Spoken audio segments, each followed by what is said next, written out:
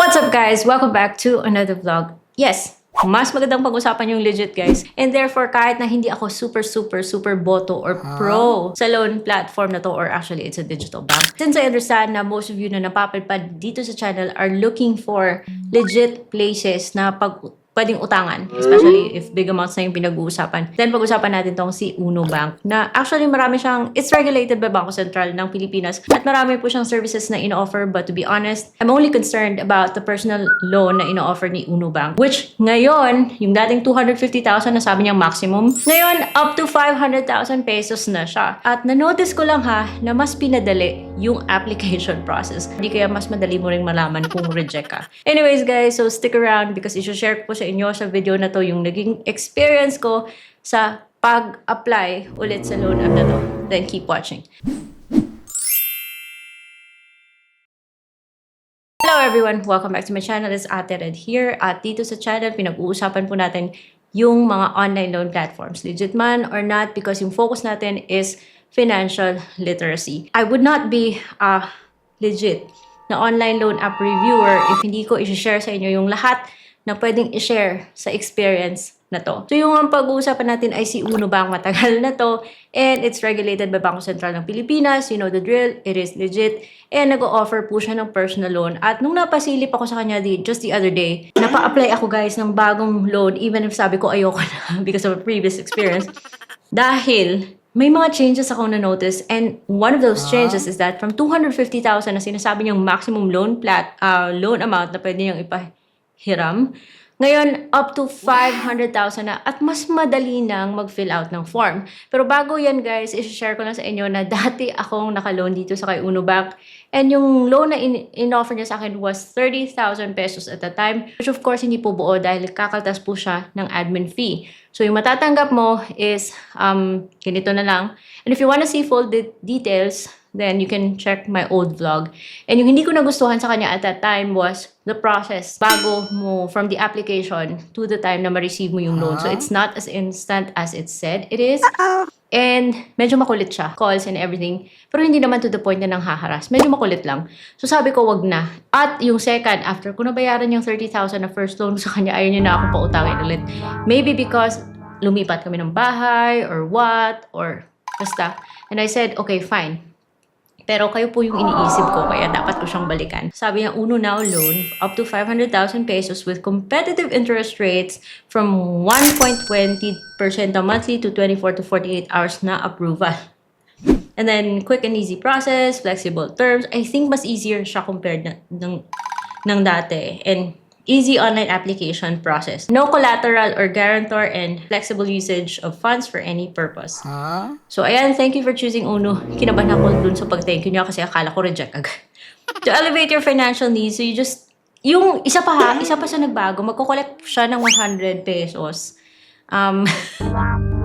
So, dapat may laman yung Uno nyo kasi magko-collect siya ng 100 pesos for the application fee na refunded naman should my loan be approved and disbursed.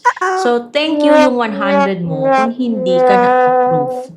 So, may application fee siya. Which, napataas na yung kilay ko kaagad dito ha. Anyway, I still click continue para malaman natin kung okay ba to or worth it ba siya ng 100 pesos na yan. Kung wala kang code, pwede ka pa rin makapag-continue and then, syempre, provide mo yung mga information na hihingin niya sa'yo, including your address. Usually, yung mga sa dati mong applications na fill out na siya, you just need to confirm or update if you need to or confirm kung tama pa yung information na andon. And then, kung hingi siya na bago information, just fill it out tulad ng financial details, like source of funds, monthly income. I gave it the same information that I submitted nung in-approve niya ako sa 30,000 pesos. So, I said, requested ko na muna is 15,000 pesos kasi try lang naman, guys. So, ayun, may mga questions siya you need to answer yes or no. Like the AMLA thing. And, syempre, ikaw din mag-i-indicate ng tenor. But that's not final, guys, ha? Because si system pa rin or yung kanyang credit checks pa rin, credit assessment pa rin, magdedetermine kung magkano magiging offer niya para sa iyo. But hindi siya auto-disburse, ha? You will be given that. I know na legit platforms will give you the chance na ma-review yung mga ino-offer niyang terms. Anyway, so ito, kailangan mo lang isupply yung mga information na yan. And once nabigay mo na yung mga information na yan, kasama na yung mga business or email address, related party, kailangan mo sagutin yan. And you also need to give references. At dalawa po yung hinihingi niya. And then, kailangan mo i-confirm na nagpaalam ka. So, please, may consent. Dapat yung mga ninominate mo dito, may consent or may permission ka na gamitin sila as reference. Yun rin, baka matawagan. O, diba? So, dapat nagpaalam kayo. Additional documents like credit card statement or bank loan statement. Yung binigay ko sa kanya is my credit card statement. I click continue.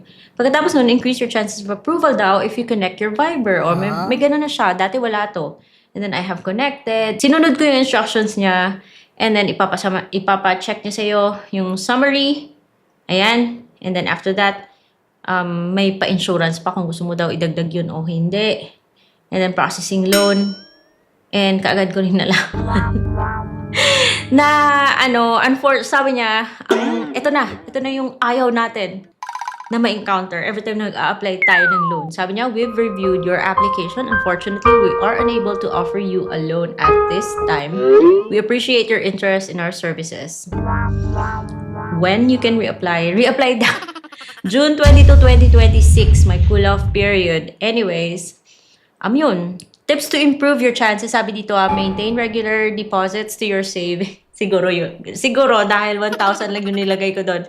And then keep your credit utilization low, below 60%. Yeah, this is something that you guys should be aware of. Kasi I'm just gonna be honest here, na medyo max out ko po yung mga credit limits ko because recently po, binayaran namin yung isang lote na binili namin and we paid for it in cash. Kasi kung uutangin mo pa, we'll be paying interest, diba? So, kinash namin. And right now, our budget is a little tight. So, yung iba kong credit cards, nagpay lang ako ng certain amount at yung some of them, pina-roll over ko to the next billing statement. That can affect loan applications. Even this, na nag-apply ako sa Uno Bank, also affects loan applications. Kaya guys, dapat we need to plan our activities like this. So, I'm just being honest here because, so that you know, kasi, ano naman tayo dito financial literacy tayo. So, maybe for Uno's credit assessment, mine is more than 60%. So, that's why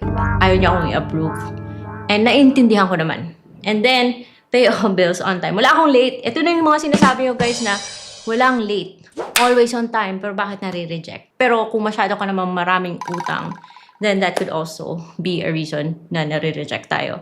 So, that's it for today's video guys. And update ko na lang kayo sa aking future application with Uno. But for now, kung hindi kayo approve kay Uno, we have choices. And I am inviting you to check the list of legit loan apps by Ate Red. Kasi doon po yung mga loan apps na legit, nasubukan ko, okay rin yung aking experience. And of course, I want to give you guys options, especially if ayaw ni Uno i-approve kayo. So that's it for today's video. I will see you on my next vlog.